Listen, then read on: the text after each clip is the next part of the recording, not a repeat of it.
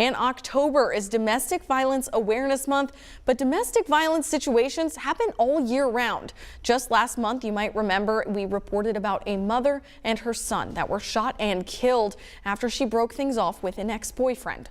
THV11's Jade Jackson spoke with the family as they said their final goodbyes.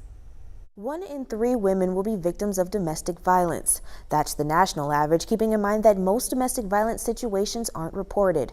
32-year-old Shantara Sauter's family said they had no idea the severity of her relationship with ex-boyfriend Malcolm Esther.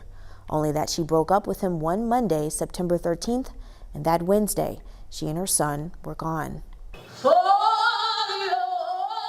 Emotional cries from broken hearts fill a church as family, friends, and supporters cry for the loss of life. It's the last time they get to say goodbye to their everything. 32-year-old Shantara Sauter. Terry would just be like, hey, Pap, that's my cousin. I mean, she was just so negative. And it was like, we would, talk about everything. And she was everything. And her 8-year-old son, Jamichael Petty. Jamichael, the boy was everything. He was like a little chocolate teddy bear. He was so sweet. JT was everything. And then before COVID, we had our last little Thanksgiving at my house in Texas.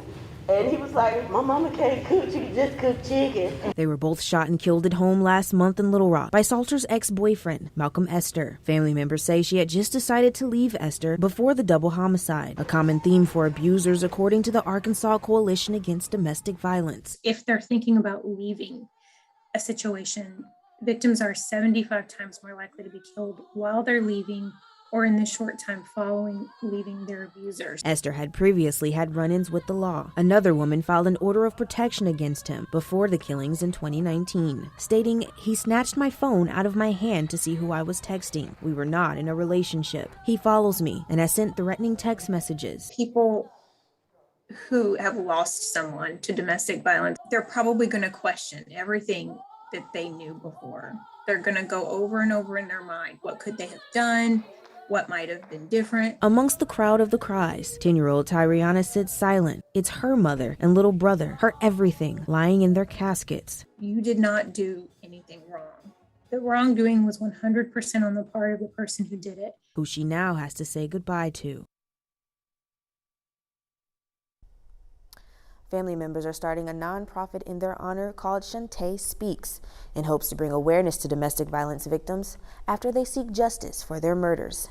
In Little Rock, Jade Jackson, THV11 News. Thank you, Jade, for bringing us that story, and my heart and thoughts are with the family.